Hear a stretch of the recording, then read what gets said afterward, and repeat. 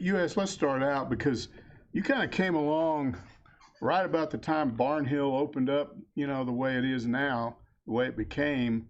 So I don't think you were there that first year under Eddie, but you kind of came right after that, and they'd already started to have success.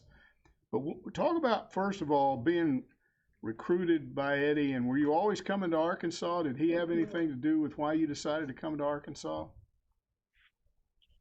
Well, actually, boy, that's a lot to unpack there.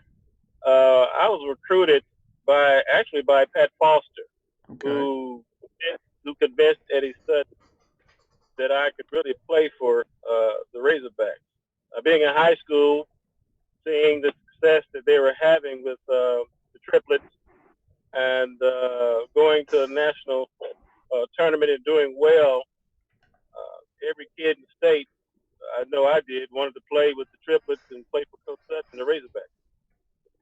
Now I think you might have been a sophomore that '78 year in the Final Four. That just had to be a kind of a mind blowing experience for a young player to be a part of that whole season. Talk about what that was like. Really, I was a freshman when we went to the Final Four Okay. and lost to Kentucky. But that was a magical year. I think we won 32 games playing for Coach Sutton, and then we were ranked number one in the nation for a week until we lost to Texas, if I recall.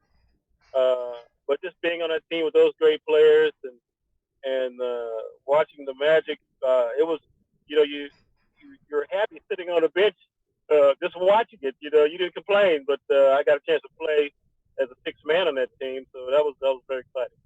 Well, he was all about defense. Talk about your first few practices there and what that was like when he kind of cut loose in practice trying to teach guys defense. Well, it was actually a new thing for us coming out of high school, playing that type of pressure defense, man on the ball type defense, real pressure, and playing a passing lane.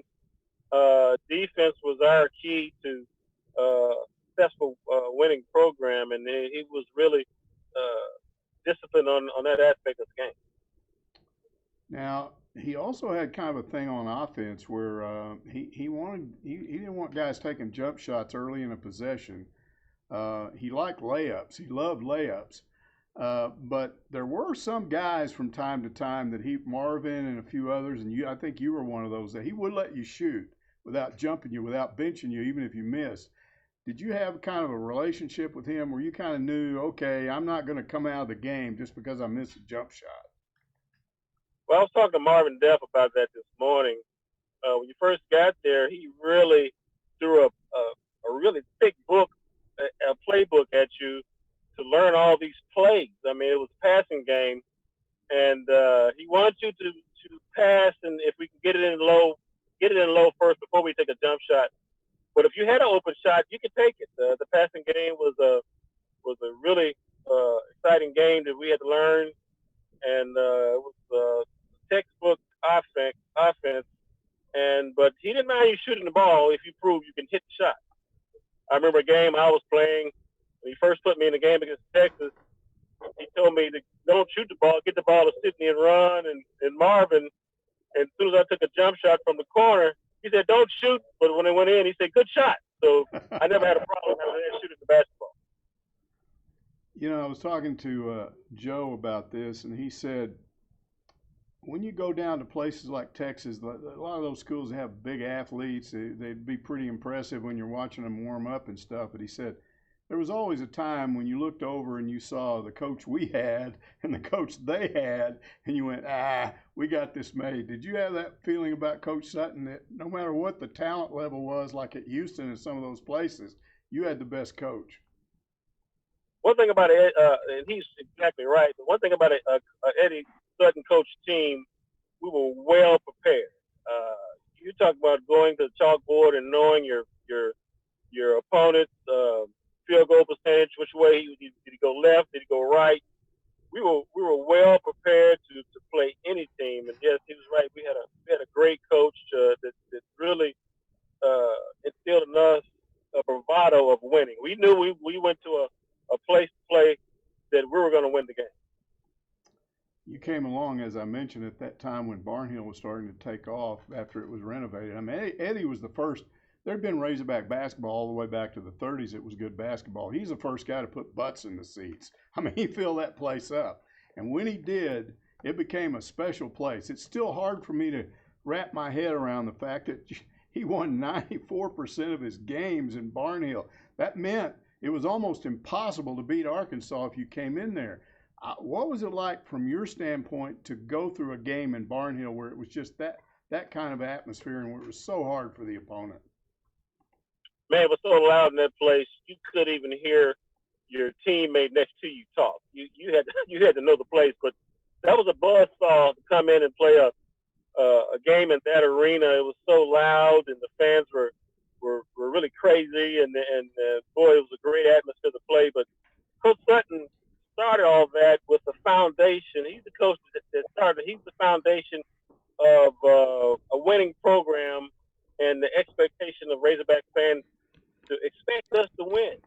And he recruited, and by being that kind of coach and to put us on a national level that the Razorbacks could win, it set the tone for other players to come in and want to play with us all over the country. And I think of a player that passed this morning, Leroy Sutton. It's really sad to hear that his passing, that he came all the way from South Bend because he wanted to play with us and play for a coach like Eddie Sutton.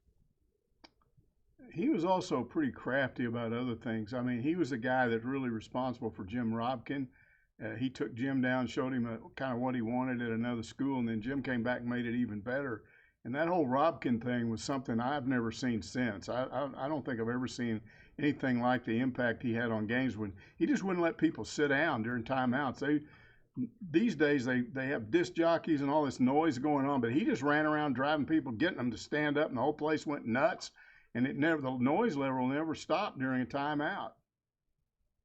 Well, you don't need gimmicks when you have a program that won like Eddie Sutton's program. If people are going to be excited, they're going to be excited because the product on the floor is going to be exciting.